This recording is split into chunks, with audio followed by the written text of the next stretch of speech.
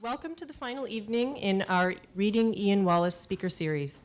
My name is Alison Collins, and I am the programmer for Adult Talks and Lectures here at the Vancouver Art Gallery. It's my great pleasure to make a few brief remarks of introduction tonight before we begin our final discussion. This series of 4 talks has been a co-presentation by the Vancouver Art Gallery and the Canadian Art Foundation through its International Speaker Series, and it's supported by the BMO Financial Group. So thanks to them. This final conversation in our series adds just one more layer to our understanding of the exhibition downstairs and does something a little bit more. It brings to us an awareness not only of the work that we will see in the show, but also a bit of the process of research and thinking that goes into a multifaceted practice like Ian's. I've worked in this gallery only for a few short months, but it's been my pleasure to begin my role here with this speakers series. These conversations have shed light on Ian's thinking and working process and have given a great insight into the extensive research threads that span outward from the objects that he produces. The exhibition downstairs and its accompanying catalog, Ian Wallace at the Intersection of Painting and Photography, spans 45 years of his artistic practice. There's a great deal of conceptual material here that can be confronted on many levels, and this access to Ian himself has just been one really great demonstration for me of his generous approach to creating and developing his work. As many of you know, Ian has spent years as an educator, researcher, and critical thinker. It is in this context that we have approached the idea of bringing Victor Burgin here to speak. Victor's own brilliant theoretical and artistic work has long been an inspiration of Ian's, among many others. Victor Burgin is an artist and a writer. He is Professor Emeritus of History of Consciousness at the University of California, Santa Cruz, and Emeritus Millard Chair of Fine Art at Goldsmiths College. His theory books include Parallel Texts, Interviews and Interventions About Art, Situational Aesthetics, The Remembered Film, Indifferent Spaces, Place and Memory in Visual Culture, The End of Art Theory, Criticism and Postmodernity, and Thinking Photography. He is currently working on, or maybe recently published, I think, as he might have told me just before we began, the Prosthetic Unconscious, Psychoanalysis and Virtual Worlds for Polity Press. The most recent books devoted to his visual work are Components of Practice and Victor Burgin, Objet Temporel. Victor's still and moving image work is represented in public collections around the world, including the Met, the MoMA, Corcoran Gallery, Washington, MoCA LA, the LA County Museum of Art, the Walker Art Center, and many, many more. He is currently researching a work commissioned by the Geneva Wagner Festival for the 20th anniversary of the birth of Richard Wagner. Tonight, we will have a 3-part presentation, beginning with Victor, who will give us a brief presentation, followed by Ian, and then finally we will move to a moderated discussion. For this, we are really pleased to welcome Bill Wood, who will lead us among the conversation. Known to many of you, Bill is an art historian and critic. He currently resides in Lethbridge, Alberta, and has taught in universities in England and in Canada. He has written and published on recent art since 1984, and he has researched both Ian and Victor's work. We are pleased to welcome his perspective to the table tonight. And without further ado, I'll welcome Victor to take the podium.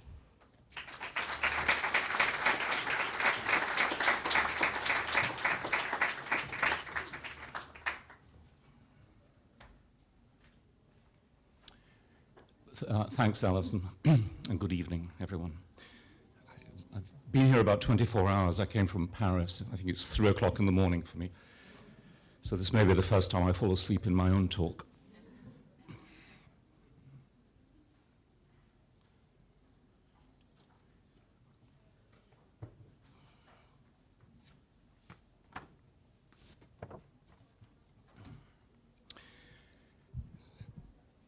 In inviting me to speak here, the organizers of this evening's event have asked me to talk about where my own writing and visual work intersects with Ian's.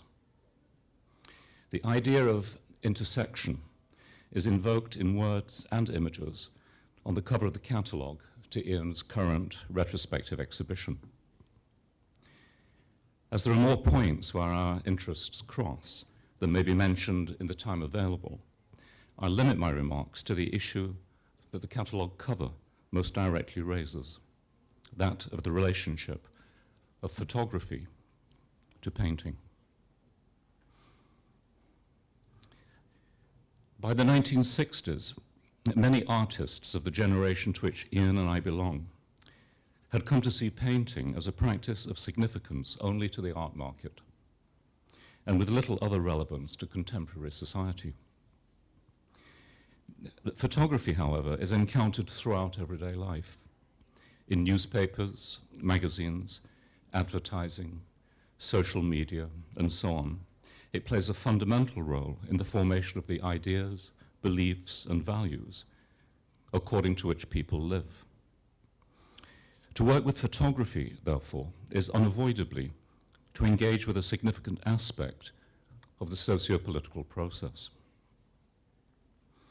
To work with photography in museums and galleries, however, is no less inevitably to confront the question of the legacy of painting.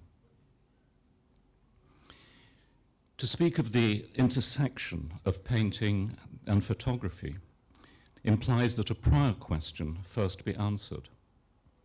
What is it that these entities are in themselves before they may be held to intersect? In the 1960s, such a question was most likely to be answered with reference to the specificity of each of these two practices.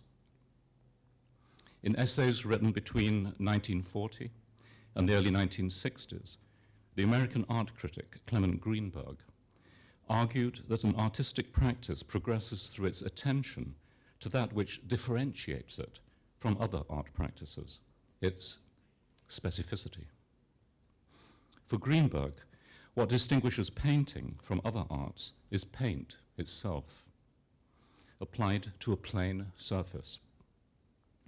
He consequently judged the material substrate of painting, its medium, to be the basis of its specificity, and condemned figurative painting for compromising the flatness of the surface. Content, he wrote, is to be avoided like a plague. In the only article Greenberg wrote about photography, he said that the specificity of photography resides in its ability to tell a story. As other arts also fulfill this function, we may assume he was speaking of what distinguishes photography from the purportedly content-free modernist painting he championed. The critical hegemony of Greenbergian modernism was broken in the mid-1960s with the advent of minimalism. At that time, the fiercest opponent of minimalism was Clement Greenberg's follower, the art critic and historian Michael Fried. Fried has more recently revived the same arguments he used to defend modernism against minimalism to champion contemporary forms of photographic pictorialism. Not the least of the historical ironies here is that the general acceptance of photography in the art world today is due almost entirely to the widespread use of photography in the conceptual art that evolved out of minimalism in the late 1960s and early 1970s. In a variety of photographic practices, united only in their common indifference or hostility to pictorialist aesthetics.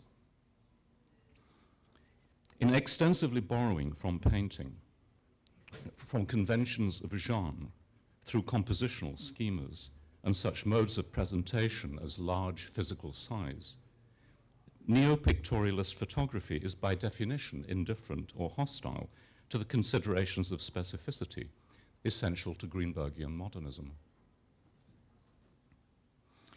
It might be argued that postmodernism has since consigned the modernist criterion of specificity to the trash can of history.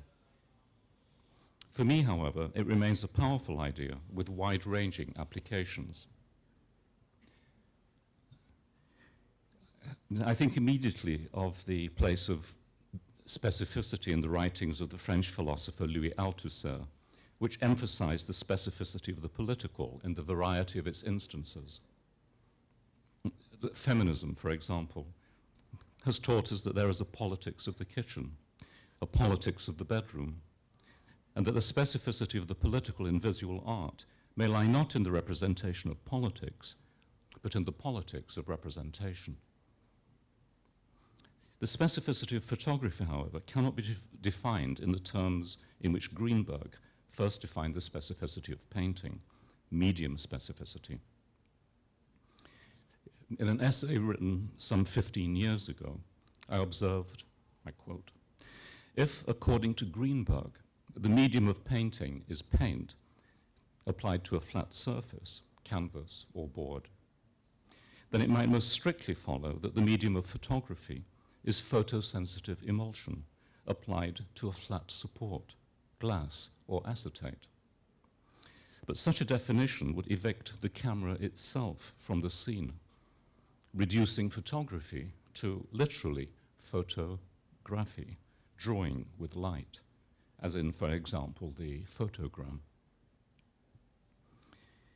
As a consequence, I argued that the specificity of photography lay not in its medium, but in its apparatus, the still camera, and most especially in the speed of this apparatus in registering the fleeting appearances of the world.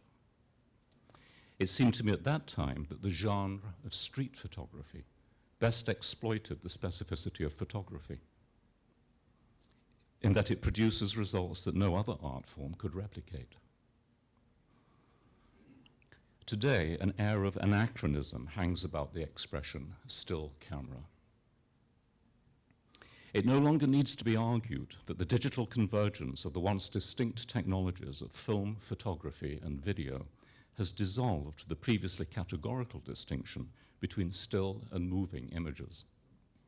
The fact is obvious to any owner of a mobile phone. The most revolutionary event in the recent history of photography, however, was not the arrival of digital cameras as such, but rather the broadband connection of these cameras to the internet. In this present context, I'm not thinking of such things as the political agency of participant observer footage shot on mobile devices and distributed on the internet. What I have in mind is rather the imaginary agency of photogrammetry, the derivation of metrical attributes of objects from photographs. At the 2006 launch of an early photogrammetrical technology, the presenter demonstrated how the software was able to produce a coherent, navigable space from thousands of random snapshots assembled by typing Notre Dame Cathedral into the online photo sharing application Flickr. More recently, computer imaging researchers have built 3D simulations of the public space of entire cities from crowdsourced images found on the internet. Rome was not built in a day, but 500 computers working in parallel upon some 60,000 Flickr images constructed a model of Dubrovnik in 22 hours. These and similar technologies, most prominently those used by Google Earth and its counterparts, are constructing a parallel world in the virtual space of the internet, a mirror world of potentially global extent, with historically unprecedented implications for the social and political imaginary. The new photogrammetrical technologies apply electronic computation to principles of optics and projective geometry known since classical antiquity. In his catalogue essay on the modernity thesis and the crisis in representation, Ian Wallace writes, "For more than 5 centuries, painting was the primary technique for pictorial representation, the fundament of the logos of Western rationality." This is true, but I would wish to add that the now radically changing nature of our image environment has thrown into relief a more primal basis of Western rationality as embodied in pictorial techniques, one that runs unbroken through both painting and photography.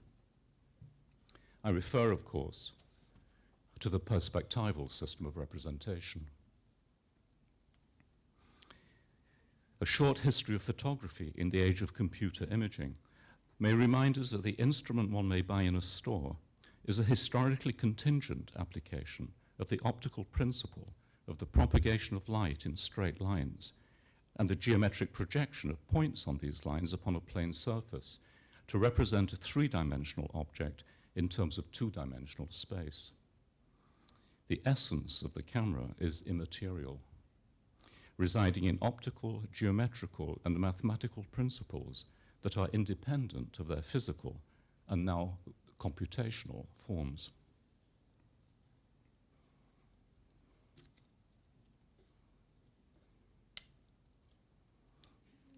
Because the distinction between still and moving images is no longer definitive, because cameras are nodes in the internet, because the camera has dematerialized. For these and a variety of other reasons, I may no longer argue that the specificity of photography is in its apparatus. Today, the specificity of photography is in its apparatus. If this sounds confused, blame the English language. French has different words, appareil and dispositif, for the two meanings of the English word apparatus intended here. I derive my own understanding of apparatus as dispositif mainly from the work of the French philosopher Michel Foucault. If we were to identify the components of the photographic apparatus in Foucault's terms, we might begin by making lists under some of the categories he identifies as constitutive of the apparatus. For example, under discourses, we would enumerate the various bodies of speech and writing that take photography as their object: technical, historical, sociological, philosophical, curatorial, critical, journalistic, and so on. Under institutions, we would list not only such entities as the Royal Photographic Society, the London Photographers Gallery, and photography departments in art schools and universities, but also such things as the Deutsche Börse Photography Prize and other instruments of legitimation. Foucault's category, architectural forms, would include the various types of structures within which photographs are presented, such as billboards and plasma screens, art museums and galleries, magazines and newspapers, and the internet. It's obvious to common sense that photographic discourses, institutions, and so on all converge upon a singular common object that has given rise to them all: photography.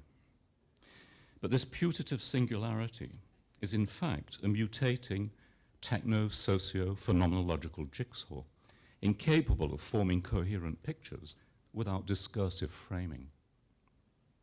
It is the apparatus alone that now produces photography in its various specifications, including, of course, the category art photography. It is the apparatus that today manages the historical contradiction between the idea of photography as a vehicle for pictorialist aesthetics and the understanding of photography as part of the integrated image environment of the society of the spectacle. In addition to the work of Foucault, another source of my understanding of the apparatus in the sense of dispositif is in the writings of Bertolt Brecht. By apparatus, Brecht means every aspect of the means of cultural production, from technologies through publicity and promotion to the financial and political elites that bankroll and control the various cultural institutions. Brecht speaks of what he characterizes as the modeled thinking of artists and critics alike in respect of this apparatus. He writes, imagining that they have got hold of an apparatus which in fact has got hold of them, leads to a general habit of judging works of art by their suitability for the apparatus, without ever judging the apparatus by its suitability for the work. People say this or that is a good work, and they mean, but do not say, good for the apparatus. Yet this apparatus is conditioned by the society of the day. An innovation will pass if it is calculated to rejuvenate existing society, but not if it is going to change it. As the expression has it, we get the art we deserve. But whatever our view of the determinations of the art apparatus during the boom years of unregulated finance capitalism, we may agree that there is always more to photography than meets the eye. If we accept that photography is a way of talking as much as it is a way of making, then we need periodically to consider if the former is keeping pace with the latter. I have already mentioned the de facto erosion of the distinction between still and moving images in everyday life. The cinematic figures prominently in this current exhibition as one of Ian Wallace's primary concerns. Writing in the 1930s, Walter Benjamin saw the coming of cinema as accompanied by a demand for the invention and elaboration of the concepts that would be required in order to understand the new regimes of the image that cinema would bring. The philosopher and film theorist David Roderick has since given sustained attention to the regime of the cinematic image in the context of digital technologies. In certain contemporary artworks, works that are undecided in their relation to stillness and movement, Roderick finds the intimation of what he calls a future memory of cinema, an anticipatory power, but also an interrogative one that investigates not only what the image has been, but also what the image is becoming. He identifies what he terms a crisis of naming in respect of such works, as it is not yet clear what we should call them. To work with the digital image is inevitably to feel close to the everyday image space of the internet.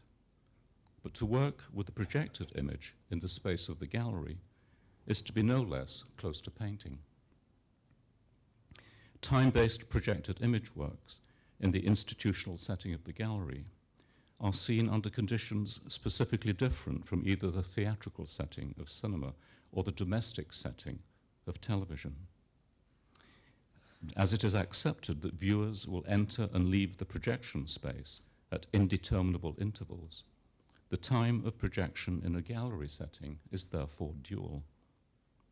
Although it is possible to enter a movie theatre after the film has begun and leave before it ends, it is normally assumed that the duration of the film will coincide with the duration of the spectator's viewing of it. In the gallery, it is normally assumed that these two times will not coincide. Most works made for the gallery are therefore designed to loop, with no particular beginning, middle, and end. In all, the conditions of spectatorship are analogous to those of painting, where the relation to the work is one of repetition, or more accurately, reprise, and where the ideal viewer is one who accumulates her or his knowledge of the work, as it were, in layers, much as a painting is created. My detour through still and moving photography has led me back to the intersection with painting, the place where my own work intersects with that of Ian. Having arrived at the same historical intersection, the two of us may appear at first sight to have taken quite different paths out of it. I began by observing that for some of our generation, the impulse to work with photography was motivated by the wish to engage with the material mode of production of the popular imaginary, the mise en scène of dominant beliefs and values. Today, the material mode of production of the popular imaginary is rapidly mutating, and our inherited assumptions about what an image is must be reconsidered. I've been asked to say where my own visual work and writing intersects with Ian's. My own journey through painting and photography has led me today to work with digital projection based in photorealist computer modeling. My writing also is now largely concerned to rethink photography in its relation to our present new scene of world history. The last of Walter Benjamin's notes on his Conversations with Brecht reads, "Don't start from the good old things, start from the bad new ones." That which is new, however, can only be judged new in relation to what is no longer new. What we call the present is an amalgam of actual perception, memory images, and anticipated futures in which past and present mix in fantasy.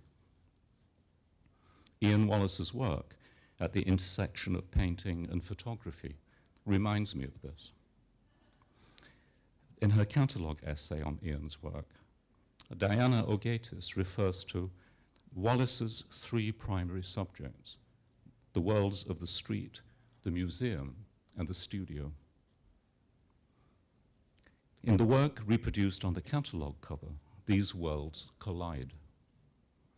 A 0 degree of photographic mimesis, the unvarnished record of a fleeting appearance of the street, metonymical representative of everyday life, is inserted into the staging of a moment in art history where neither mimesis nor the street were ever supposed to intrude, the time of minimalist painting.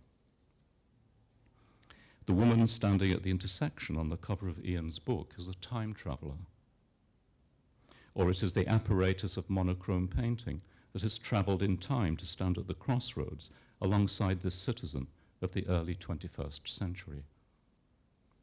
I have argued that photography as we have known it, like cinema as we have known it, is waning, fading into the long history of Western pictorial representations based on the system of perspective.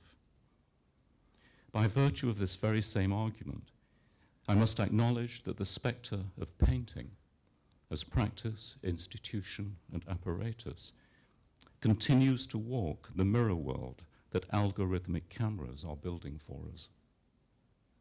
If I were asked to say in a word where my own research and practice crosses that of Ian, I would point to that intersection of perception and memory that Henri Bergson named the virtual. Thanks. Thank you, Victor, for a very thoughtful and, for me, intellectually challenging talk. Victor's talk, I really was surprised and quite happy to see, has really brought up some questions about the most recent and I think the most significant developments in representational apparatuses of digital photography and the kind of theoretical questioning that has to come out of that, whether the new apparatuses of digital photography change the nature of representation or not, and also affect what we might call the ideology of art and aesthetics in general.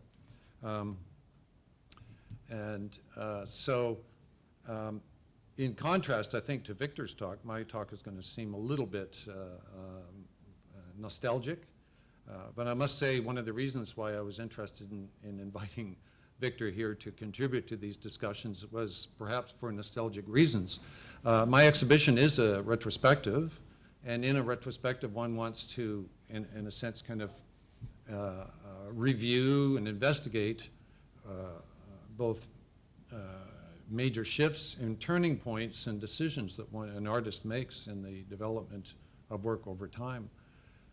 One of the main shifts that did occur in my work occurred in the late 60s when I was trying to extricate myself, you might say, from the aesthetics of modernist painting, of which I still, as we can see in my work, have a lot of interest in, and actually I'm actively trying to recuperate certain features of modernist aesthetics. You know, I mean, even in the classical sense that Clement Greenberg can be understood as. But at the time, there was, I went through, you might say, a kind of a struggle to reject those aesthetics and reject those features of modernist painting. And one of the models for that was what was happening in conceptual art of the late 60s. And one of the figures in that work coming out of Britain was Victor Burgin. I'd like to just quickly I think it's on this.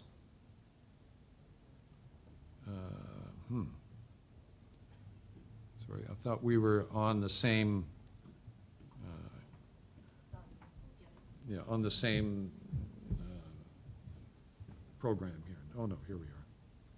I just want to, especially just so that, especially for those of you that are not intimately familiar with Victor's work and some of the issues we're talking about, I just wanted to show some images to touch upon work that interested me very specifically in the late 1960s. This is an image of a work by Victor Burgin called Photopath, which was exhibited in this particular instance at the ICA in London, the Institute of Contemporary Art in London, in the fall of 1969. The work was actually originated earlier, I believe 1967, is that correct? But this is a 1969 version of the work. The work is very, very simple. As we see, it's a series of photographs of the floor printed in black and white enlargements and then laid upon the floor, right across the floor in this installation. So what we're looking at is a mapping, in effect, of a photographic image of the floor right on the floor. And in doing so, and this is a feature of Victor's early work, was really questioning, I don't know if phenomenological would be the right way to describe it, like how we experience and perceive reality and identify the features of the real world through naming processes.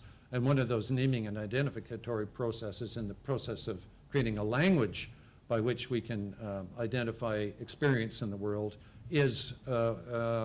was being brought up in the late 1960s as a part of the conceptual art practice as an aspect of photography.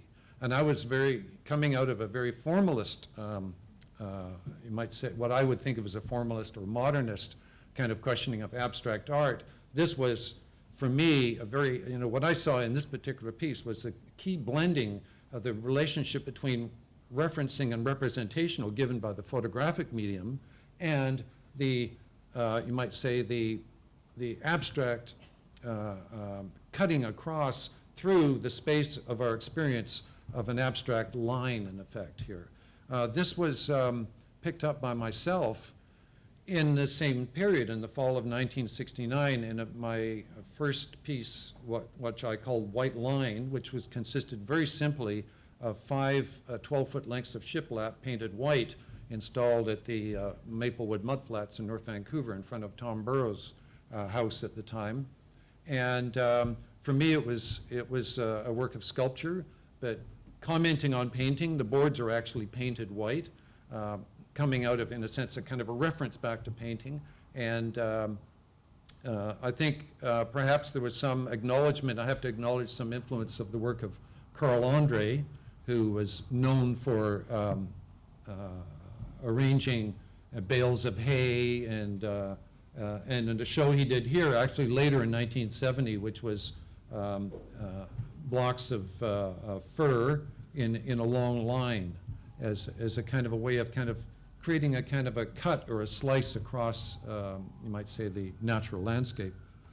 I was going to talk much more about the relationships to photoconceptualism as such, or what I called photoconceptualism, that being quite specifically photographic practices that came directly out of conceptual art, which and conceptual art, of course, was a primarily linguistic-based practice, highly theoretical, self-consciously determined, that attempted to critique the existing genres of painting and sculpture, of modernist painting and sculpture, as Victor already kind of identified. I developed through the 1970s, went on an experimental trajectory. I talked about this a few weeks ago, so I'm not going to repeat myself again.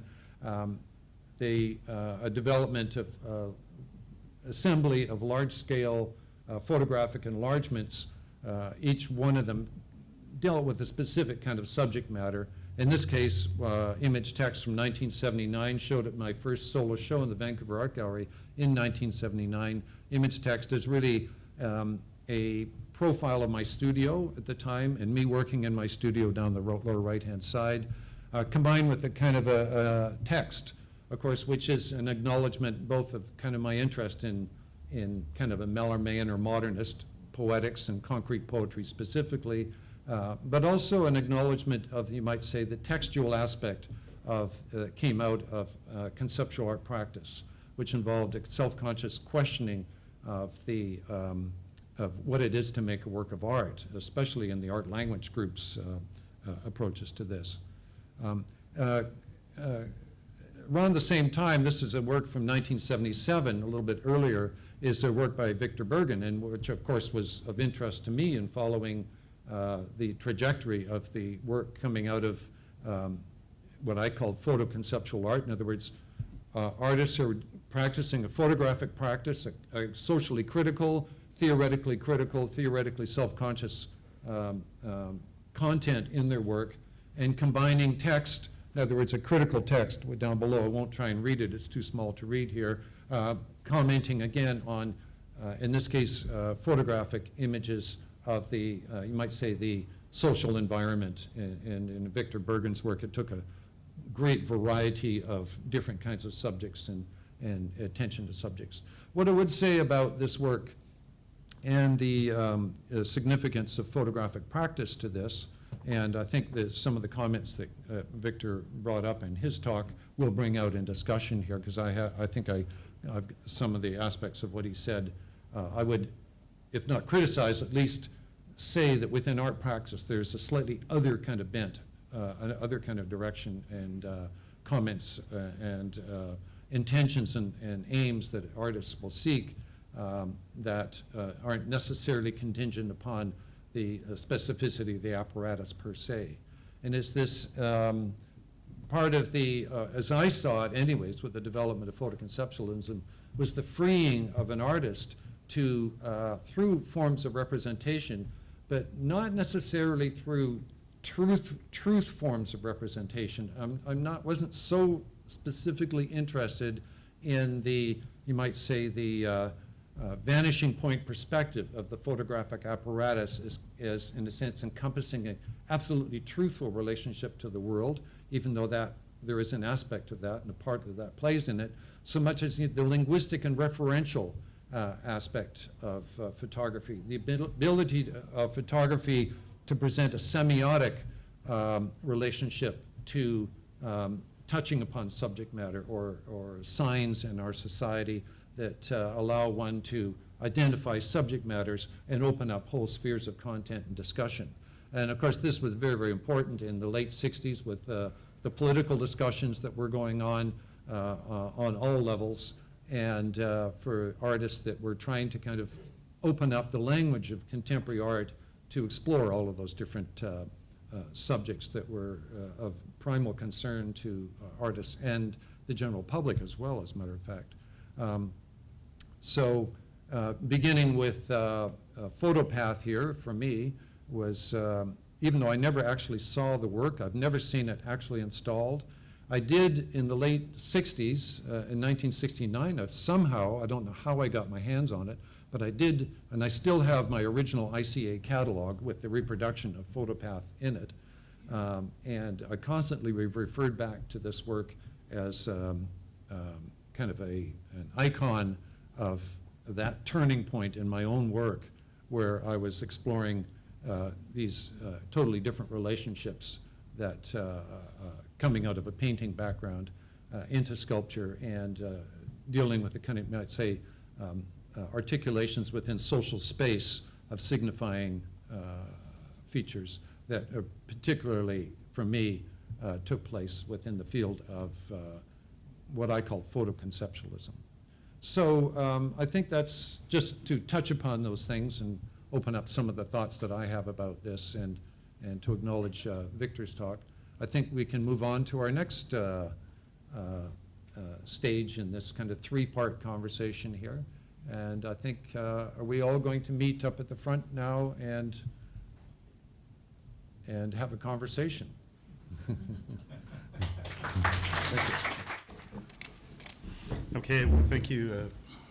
Thank you for those remarkable words. I'm very happy to be on this podium with these two men whose work I've followed for a long, long time.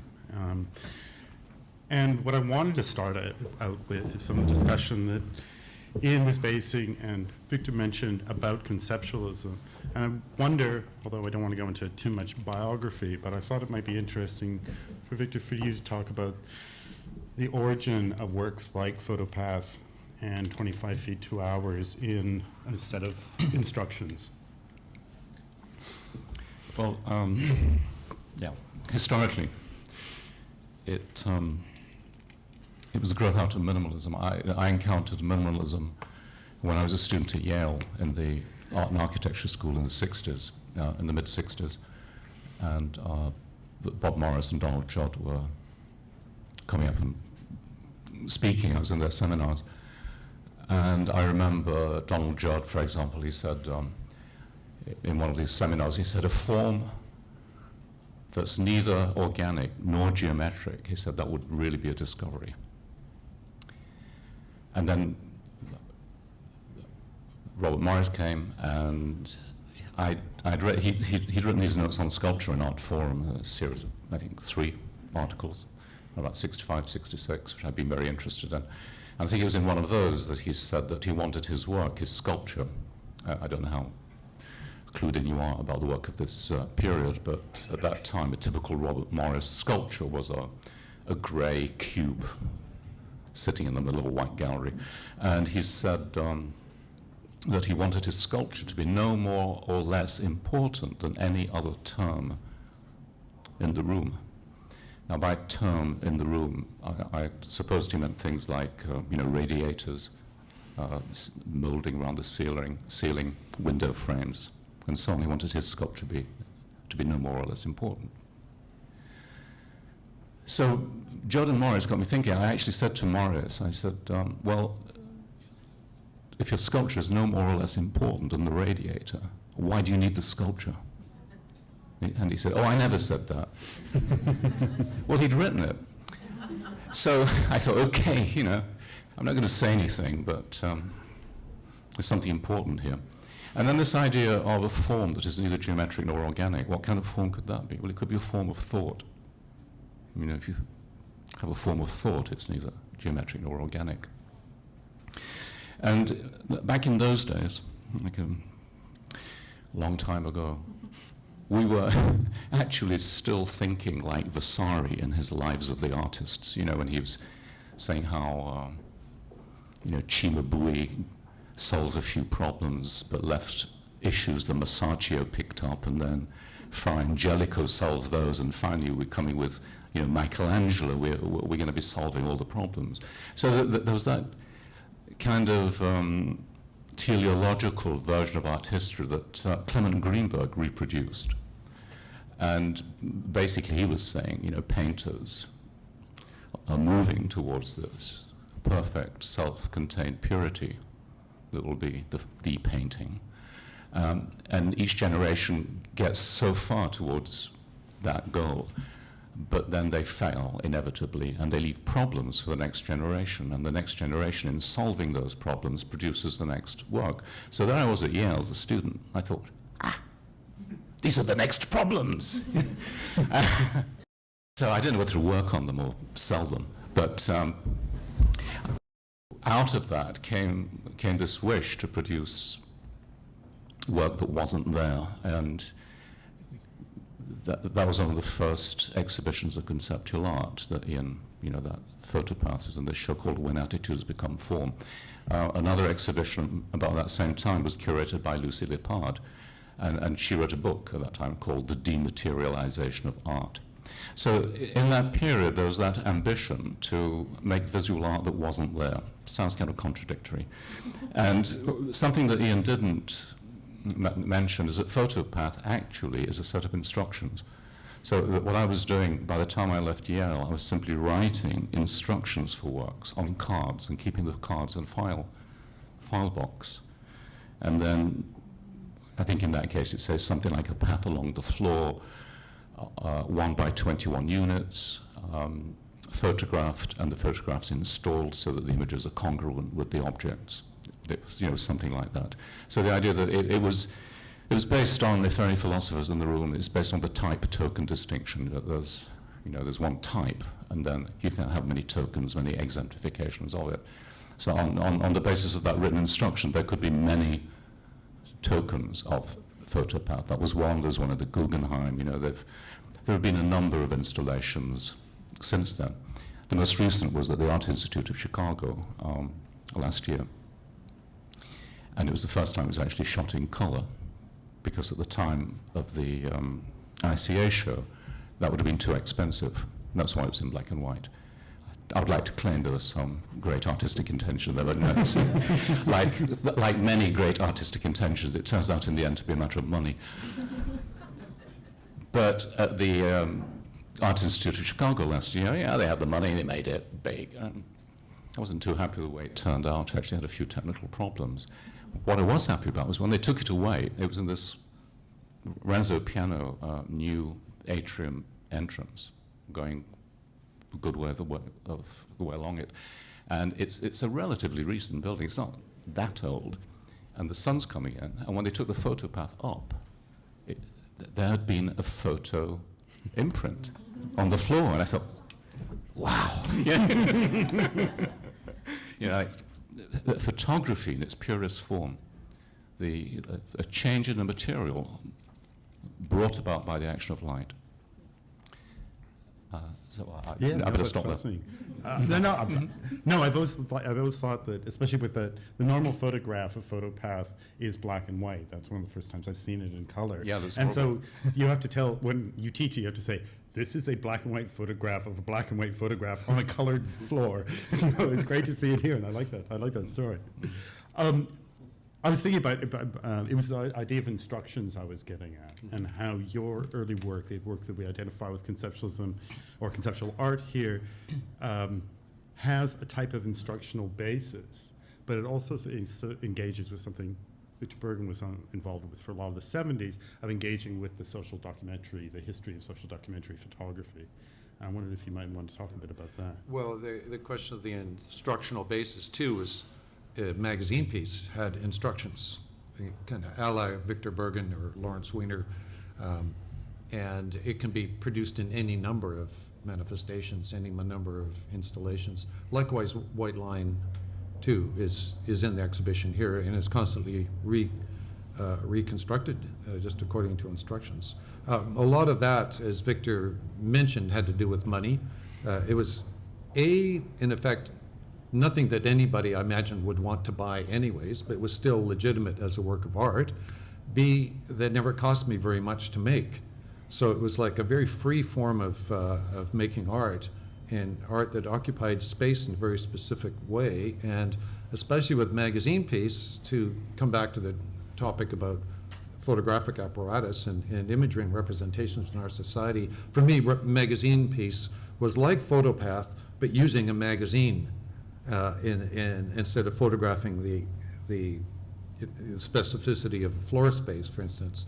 And then my thought about the magazine piece is that, all the contradictions that exist in our society about objects of desire and the ideologies of production of politics, et cetera, that exist in the mass media would be revealed by the unusual kind of installation of a magazine on the wall as a work of art.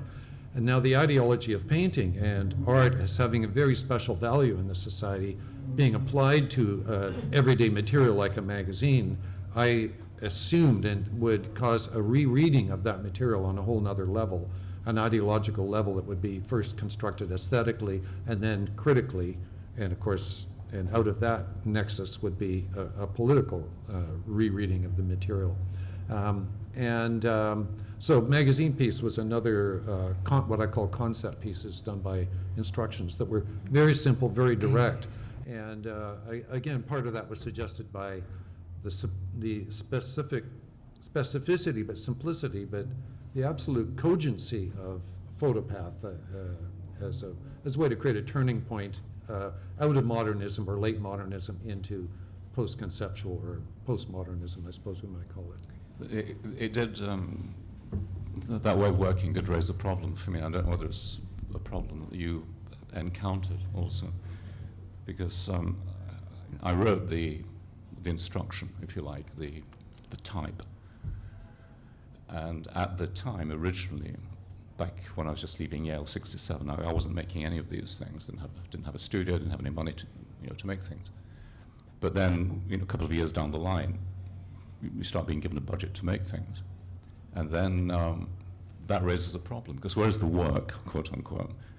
If it's in the object that's been made, then you haven't got away. This is my problem at that time. You haven't got away from the material object. There was a terrific push in that period to do without material objects. No more paintings, no more chunks of bronze, none of that stuff. Just get away from all of that and have something completely without body. But then there are all these bloody photographs on the floor. So I haven't got away from the object, but if it's just the instruction, it seems that the instruction is incomplete until the object has been made. It's almost like a broken promise. So that was really a problem for me at that time. Where was the work? What was the problem with the object, though? I mean, what was the, say from a Marxist point of view, it seems to me that a part of the meaning of how we construct our society is the way we produce and use the objective realities of our life, like the materials of life. And that goes for artistic production as well. That's one thing I never quite could buy in the, just to be a little controversial and provocative on this issue, I never could quite buy in a lot of the approaches and attitudes and intellectual positions of much of conceptual art, was this almost puritanical anti-art, anti-object approach. And I was wondering, where does that come from and where did it lead? Well, it was as Althusser would have said, as Freud would have said also, it was overdetermined. There are a number of determinations. One determination was the history of art, purely the self-contained tradition, the history of art. So it was still a Greenbergian picture of art history evolving. And minimalism was, in a sense, the last stage of modernism. And conceptualism was, still had the vestiges of that progressive stage by stage, the march of time, the march of history attitude, and the idea of solving problems. Now, by the time that my generation was confronting the slightly older generation that Robert Morris and Donald Judd represented, the problem they'd left for us, and I exemplified it anecdotally in those stories about their seminars, the problem they'd left for us was how do you do away with the object? So it had nothing to do with Puritanism. It was absolutely to do with the history of art. And how do you solve this problem? So that was one determination. The other determination was, of course, political, because the late 60s was quite a radical period. You were rethinking everything, sexual relations, the position of your government in relation to the rest of the world, et cetera, et cetera, et cetera. So one way of putting that question would be, what would art be like if there was no money there? The last 25 years, the answer came back, hey, no, what would art be like if there was a lot of money there? But we were trying to make art as if there were no money. And it's hard to do that. So then you try to make art so that the money can't get at it. So you make something that's stuck to the floor, then you have to scrape it off afterwards. Or you make a card, you think, well, nobody's going to buy this. Of course they do. I've since learned, and this is not Puritanism either, because the money has to circulate, and if we want art, then we're going to have to pay for it, and we're going to have to put food in artists' mouths. But so I wouldn't say that there's anything inherently wrong with artists taking money for their work. I mean, that would be ridiculous. But I think what is wrong, and what did go wrong, I think, over the last 30 years, is too many artists making work for them, for money. Mm-hmm. That the money is factored in from the very beginning. That's part of the project of making the work, is you make that accommodation for the money that's going to come if you design the work in that way. We were designing the work in the other way, so it would keep the money out.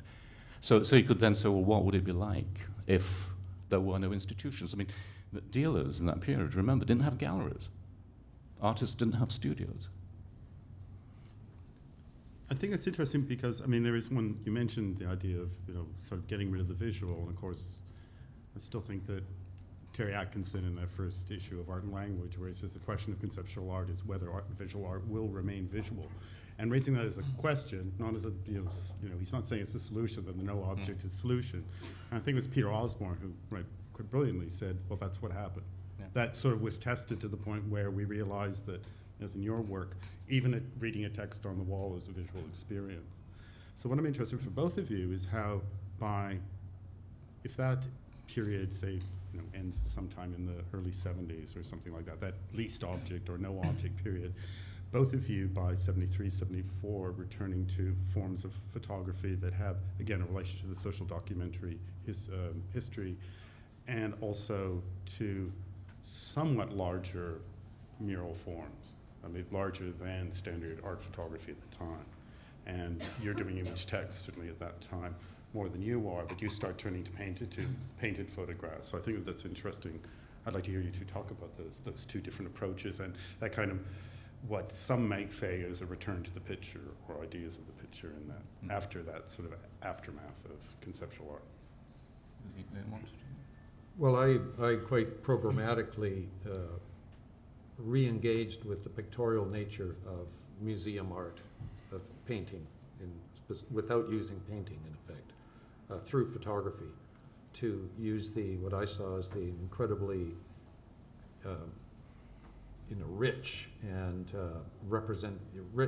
pictorial representational modal photography, and combined with a lot of other kinds of interests of the 70s, like performance work, which is really takes a strong and cinematic models that were coming out of my interests in certain film theory that was in Screen magazine, for instance, which I was following quite closely, and very interested in occupying that space in the museum that was occupied normally by large-scale modernist painting, but with performance-oriented representational imagery based upon photographic models. At that time, of course, it was difficult, if not impossible, to have large-scale color photographs, so I ended up tinting and hand painting the photographs to add to the, you might say, the spectatorial, the spectacle effect of the large-scale photograph to occupy the space of the museum. And I must admit, I'm a real throwback when it comes to art history. I was, unlike most of, might say, our attitudes come from conceptual artists, and I was very, very interested in conceptual art and drew from it everything that I could find useful.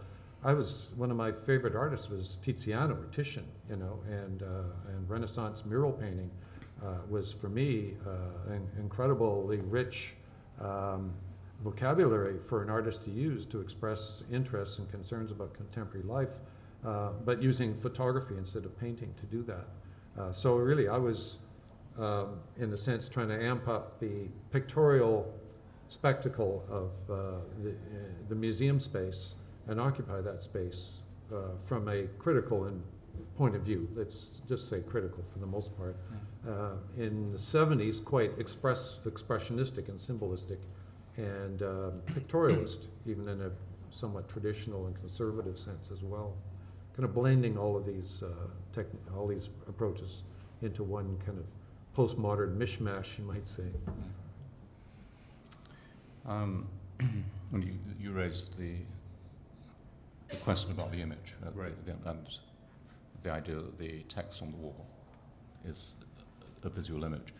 That's true, but it doesn't make it necessarily a very interesting image. No, it's not. And it certainly wasn't my interest in the image. That wasn't the way I thought of it. And I think Ian invoked phenomenology. My interest was rather phenomenological. And it was coming out of, again, that Donald Judd, neither organic nor geometric, therefore perhaps a form of thought. So I invoked Bergson at the end there. And of course, for Bergson at the end of the 19th century and into the 20th century, more recently Deleuze working out of his work. There's that emphasis on the image as being only ever virtual. You know, the image is never just optical.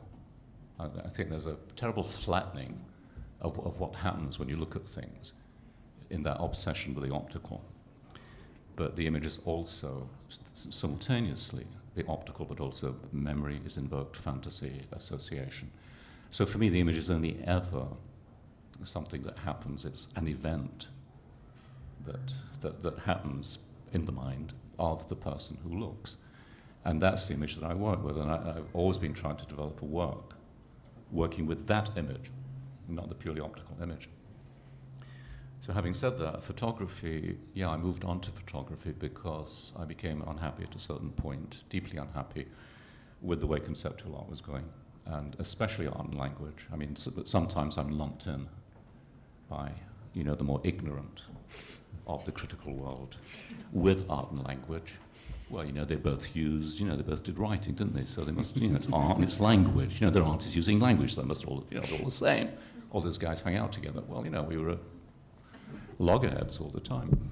And I saw art and language as a kind of hermetic group with zero interest in what was happening outside the art world. And my interest in the photographic image and language was quite simply, it was everywhere around us. You didn't have to go to the museum to see it. You couldn't avoid seeing it in the course of everyday life, in newspapers, advertising, and so on. So I went to that, what you might call technically the scripto-visual, you know, the text image, not as a kind of artistic style, but simply that is de facto what we deal with. I mean, it's everything we deal with is that scripto-visual text image thing, whether you're looking at the internet or... And so thinking about photography, I thought about what was the specificity of photography for the reasons I gave in my short talk. I thought it was street photography. Street photography does something that no other form, you know, anyone can make a picture to look like a painting. Not necessarily a good picture, not necessarily a good painting, admittedly, but what's the point? Why not use a medium to do something that no other medium will do? That's the Greenbergian attitude, as it were. And it seemed to me that only street photography did something that nothing else did. So I worked with street photography, 35mm photography, taking pictures in the environment, but then I blew those up to the size of posters. Because street photographs at that time were only ever seen in books. And a little bit later, when the first photo galleries started to emerge, but that wasn't until the mid-70s. You know, we have to remember this. They were printed very small to make sure the quality was very beautiful and framed.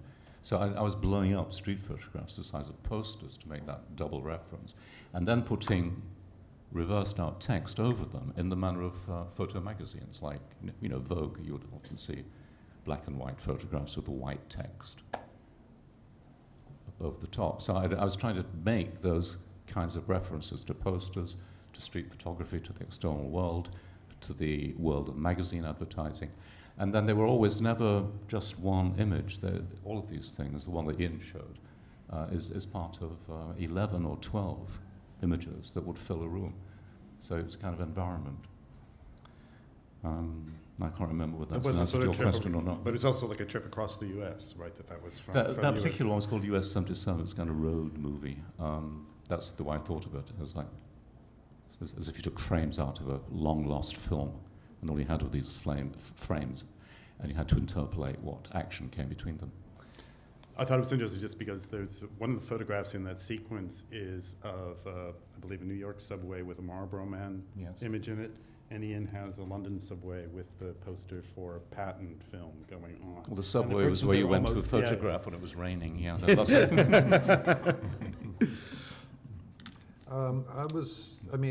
like to follow up on this relation of image and text.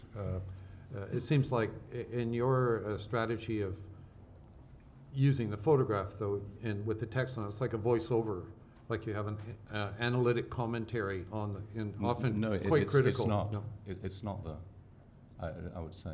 In UK 77 It's not. It's series? absolutely not. I mean, the whole point of my practice was, again, working with that idea of the image, which is virtual, was to set up the image in the space between the text and the photograph.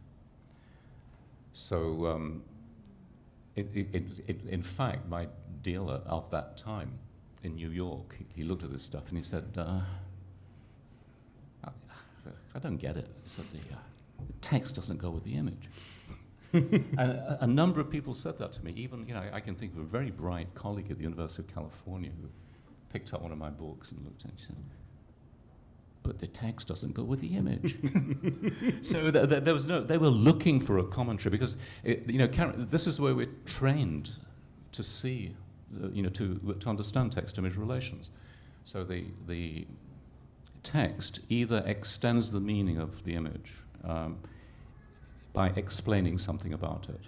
Here's a photograph of a politician. Who is the politician? In a newspaper, it will tell you that.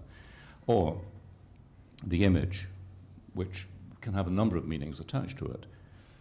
The range of interpretations will be limited by having a text which will tell you what's really happening in this. So those are the two ways that the French critic Roland Barthes called anchorage and relay in a classic essay of his, Rhetoric of the Image. And he's dead right about that. But what I was trying to do, I was trying to write a text that it's like, gravitational fields. It's like two bodies come almost within touching distance. You've got the body of the text and its meanings, you've got the body of the image and its possible meanings, and you bring them into a point where even though they're kind of antithetical, they're kind of the same, but you try to get something happening in the space between, so that the ideal viewer is then working on that and producing that virtual range of images, range of associations. Do you accept the photographic image as having a semiotic or linguistic function at all? Like the language of images? I know there's not necessarily a lot of consensus about how the photographic images functions within a linguistic analysis, like that it functions as language. Well, yeah, I mean, we were accustomed to using expressions like the language of the language of the birds, the language of love, the language of cooking, the language of images, and the language of photography.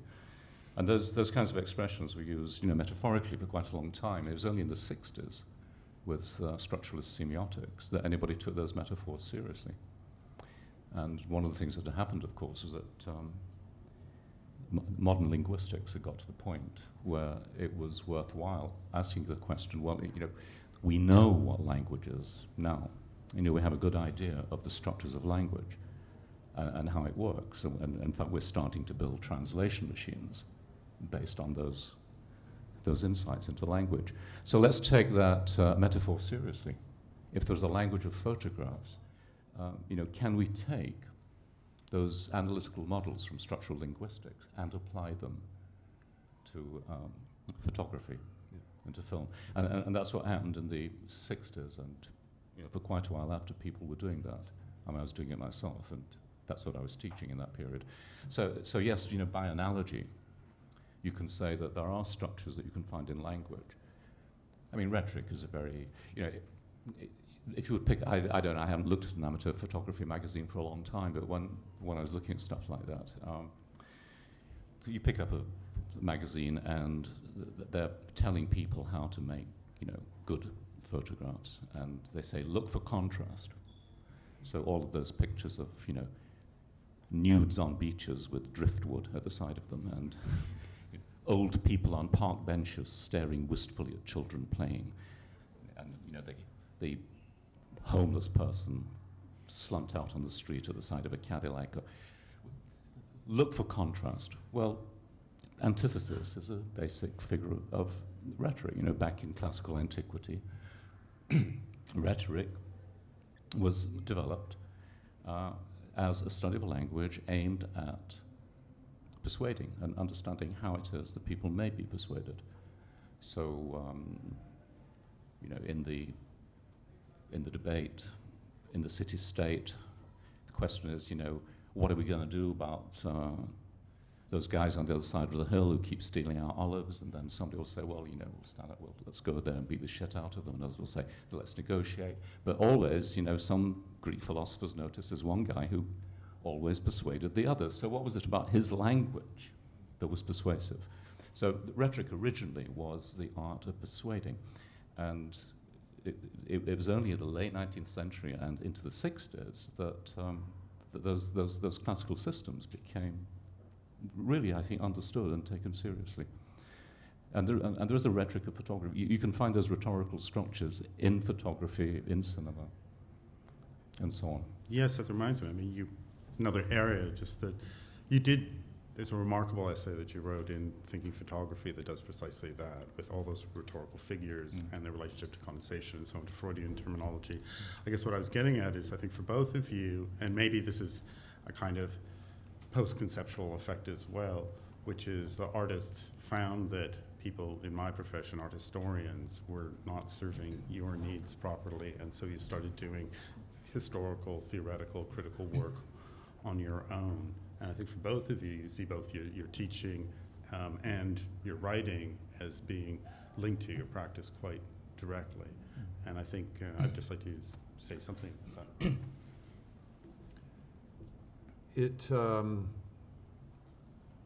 Well, we used to joke here in Vancouver that, you know, you had to make your own artwork, you had to write your own criticism, you had to play your own music, all the rest. To me, it just seemed absolutely natural, and that's part of my interest. Well, also the other feature locally for my influence is the interest in literature, in writing and poetry, because the writing community in Vancouver was very, very strong in the early 60s. And I was very interested in concrete poetry, and I saw in conceptual art practice, I saw a form of writing that was, even though it wasn't poetic in the cliched sense, had a lot of connection to the kind of thinking, the radical thinking, especially coming out of concrete poetry. As a matter of fact, people like Robert Barry, Lawrence Weiner, Carl Andre, Vito Acconci, a number of these artists, conceptual artists and minimalists, were concrete poets, as a matter of fact. And that really engaged my interest in conceptual art, the critical and theoretical aspects of conceptual art. And of course, I was studying art history and started teaching art history in 1967 at the age of 24. So writing and thinking critically was just a natural part of my artistic practice, as a matter of fact. So there was no major distinction of it. And I think in your practice as well, I can see, when I read your essays, I'm reading through your essays to see how they function in terms of your artistic practice, I must admit. You know. Yeah, it's, I think you find any historical period in which so-called visual artists are isolated from the arts around them. You know, they will, everybody, just like everybody, you know, you don't have to be an artist, everybody takes a range of interests in music and writing. So that, I think, you know, language, if you look historically, you'll always find, you could find where language enters into painting in various ways. In the Renaissance and the Baroque period, it's very obviously there because they were actually illustrating allegorical and religious stories.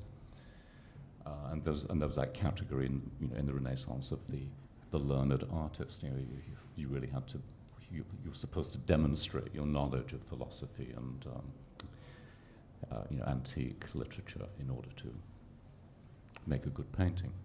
So I think that's always been the case.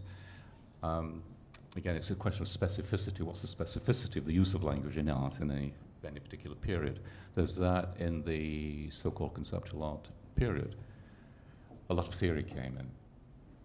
We could spend all night talking about why and when that was. I think it was largely,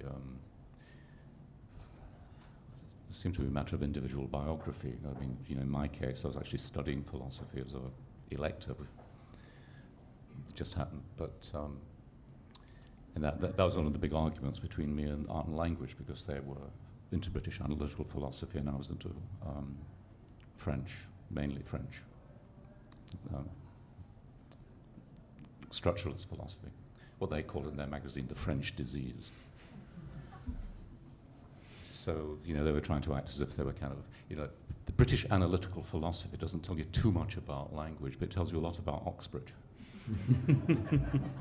So I didn't see any point in, joining them running after something that I thought was rather moribund. So there's that, and then I became interested, because of my interest in photography, I became interested in finding a critical language that actually seemed to have a purchase on photography in everyday life. And the language I'd inherited just didn't cut it. The language of art criticism and art history, and that's how structuralist semiotics became the privileged language for a while for me.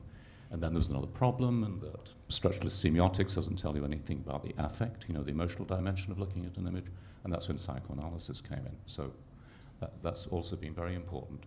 But I think that, again, that's another kind of specific use of language. I think there's a third one, which I think really hit me in the 80s, really hit me very hard, that if I don't construct a proper, worked out, theoretical basis for my art, I'm not going to be able to keep it going. Because it was, nobody had a common, in the 60s, I think we could all think that we all had a common problematic. Everybody knows what a problem is. You have a complex of problems that are interrelated. That's a problematic. And we had a problematic. Greenberg set up a problematic. Conceptualism set up a problematic. But certainly by the 80s, in the 70s, that moved to a more political relation. You invoked Marxism. That was a problematic. But by the 80s, it was quite clear there was no common problematic. It was very difficult to engage anybody just because they were an artist on a common ground. And if you don't do it yourself, nobody else is going to do it for you. Or, even worse, they will do it for you. I think one of the things that happens, I think, with artists of our generation in the stage of our career and our development is the possibility that we're finding ourselves in another impasse in which, we're looking for another turning point, the same kind of impasse and turning point that happened in the late 60s and even other periods.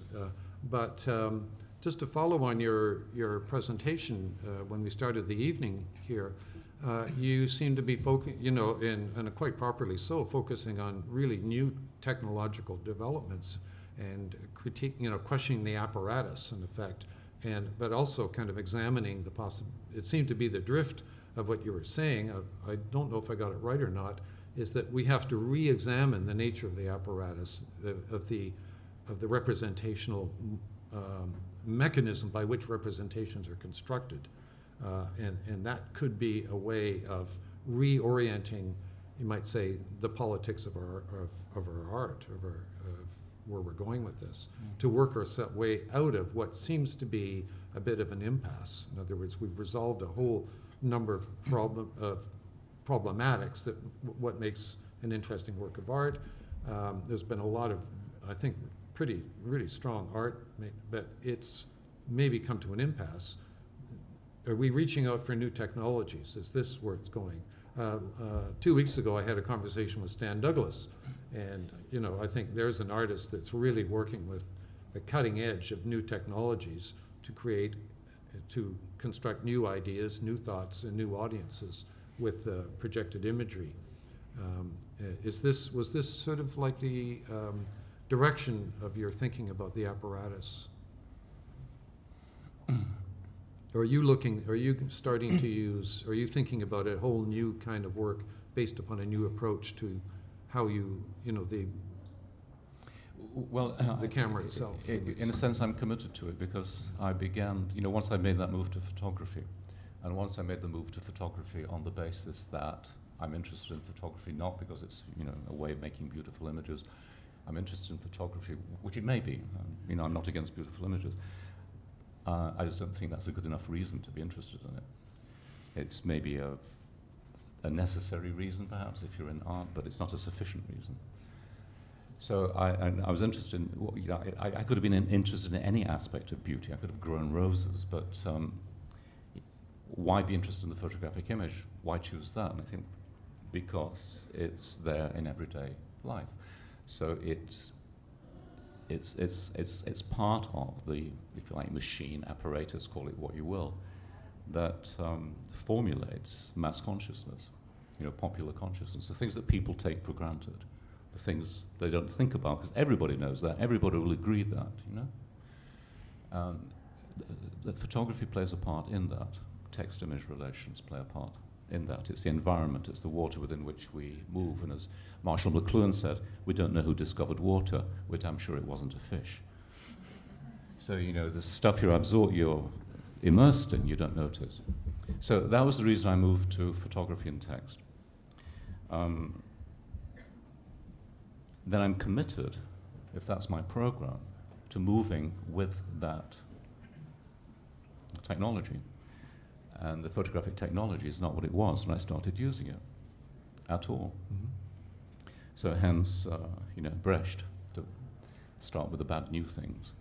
And so I'm committed to trying to understand what's happening to photography, what's happening to the camera. I mean, the camera is a projector now. It doesn't receive light, it projects light. That's what photogrammetry is all about. There are lots of things happening that I'm trying to represent in my work, both visual work and written work. It's not because it's new. It's not just because of that. And it's not a desperate grasping at something, at some novelty. It's a commitment to trying to, because in a way I would say that I don't think artists should be interested in art. I think they should know about it, but it shouldn't be their abiding interest. I think artists should be interested in it, and the artists I value have always been interested in some aspect of their experience, and their art is a way in which they try to represent that. Maybe we should open to some questions from the audience just for a few minutes. Yeah, we have just a few minutes to do maybe a few questions. So if somebody has something burning that we'd like to have either Victor or Ian address, then we can accommodate you.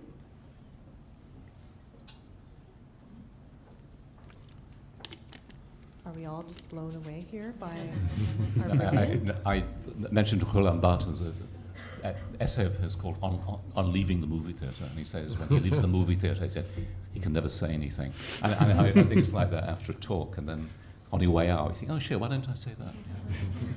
Esprit d'escalier. Well, we did run a little over time, so if no one has any questions, we may just wrap it up. I'm giving you a little bit of a chance, but otherwise, I would like to thank you all for a really wonderful conversation. And Victor to coming from so far away, and Ian for being such a gracious host for 4 talks during this period of time, and Bill for coming in on the fly and giving us a bit to think about between the two, being our intersector, if you will. And thank you all for coming.